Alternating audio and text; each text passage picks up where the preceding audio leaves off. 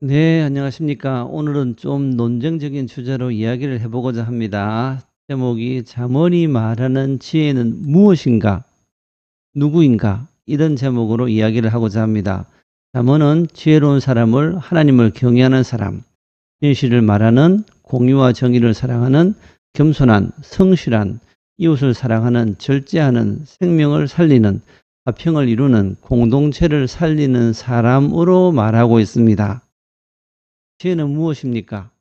어떤 사람은 경험으로 축적된 삶의 기술이라고 말합니다.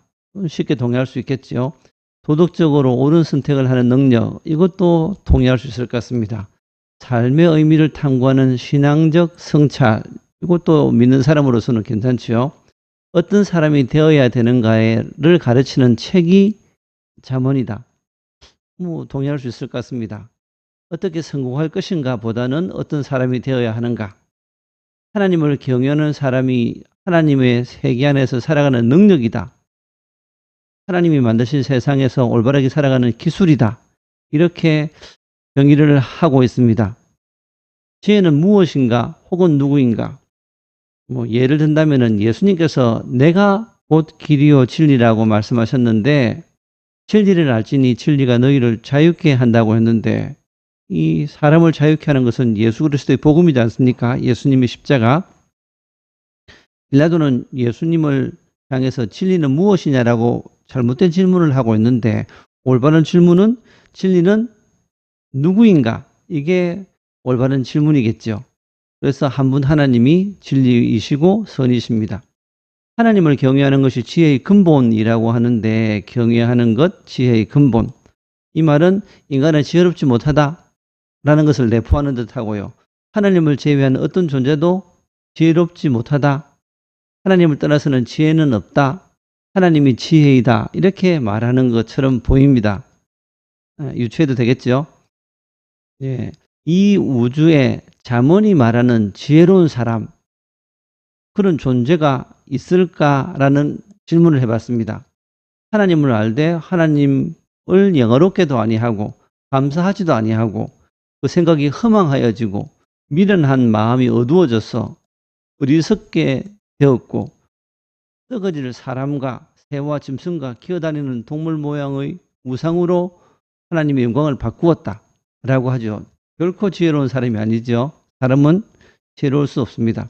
의인은 없나니 하나도 없으며 깨닫는 자도 없고 하나님을 찾는 자도 없고 다 치우쳐 함께 무익하게 되었고 선을 행하는 자는 없다, 하나도 없다라고 이야기합니다. 여기에도 지혜로운 사람이 될 가능성이 전무하다라고 이야기를 하죠. 육신의 생각은 하나님과 원수가 된다.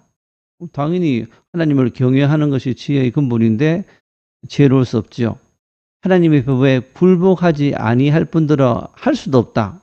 당연히 지혜로울 수가 없다. 그죠? 왜냐하면 하나님을 경외하는 것이 지혜인데 육신에 있는 자들은 하나님을 기쁘시게 할 수 없다. 이 세상에 하나님을 기쁘시게 할 수 있는 자는 아무도 없다. 그 뜻이겠죠. 허물과 저로 죽었다. 세상 풍조를 따르고 하나님을 따르는 것이 아니고 공중것에 잡은 자를 따랐다 라고 이야기합니다. 육체 욕심을 따라 살고 육체와 마음이 원하는 것을 해서 본질상 진노의 자녀다. 하나님을 경외하는 지혜로운 삶 전혀 무관하지요. 인간은 하나님의 생명에서 떠나 있다. 이미 죽은 자죠. 지혜와는 거리가 먼, 지혜에 대해서는 죽어버린, 의와 진리에 대해서는 죽은 자, 그런 뜻이겠죠. 성경은 잠언이 말하는 지혜로운 인간은 아담의 범죄 이후 불가능하다라고 이야기하고 있습니다. 잠언의 지혜는 누구인가? 라는 질문을 바꾸어 봤습니다. 인간은 하나님의 형상으로 창조되었다라고 성경은 말하고 있죠. 그리고 트럼프 롱맨이나 월트키가 하는 말처럼 잠언의 지혜는 하나님 형상의 윤리적 모습이다. 하나님의 형상이 있다라면은 아마 저렇게 살 거야. 그게 잠언의 지혜다. 그죠? 두 개를 결합하게 되면은 하나님의 형상대로 창조된 범죄하기 전에 아담은 현재 사회의 정치, 경제, 사회, 문화에 직면하게 되면은 잠언처럼 판단하고 행동할 것이다. 라고 유추할 수 있습니다.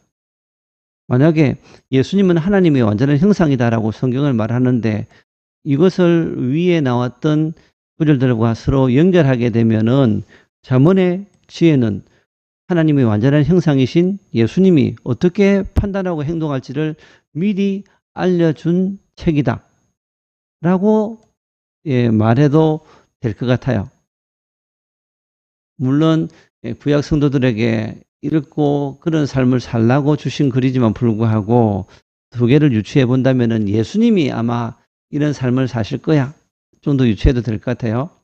성도는 예수님 형상으로 재창조되었다. 예수님 형상으로 변화될 것이다. 라는 신약의 성경 말씀을 결합하게 되면은 신약 성도가 장성한 신앙의 분량으로 성장하면, 왜냐하면은 예수님의 형상으로 재창조되었기 때문에 뱀처럼 지혜롭고 비둘기처럼 순결한 잠언의 지혜를 삶에 실천할 것이다 라고 이야기해도 틀리진 않습니다.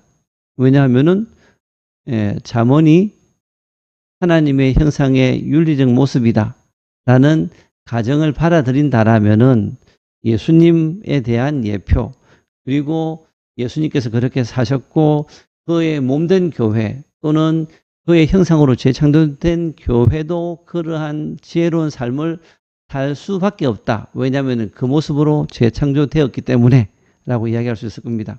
잠언의 지혜는 하나님의 모양과 형상으로 창조된 아담이 현실에서 어떻게 살아갈지를 보여준다. 예수님이 오셔서 어떻게 판단하고 행동할지를 예표적으로 알려준다.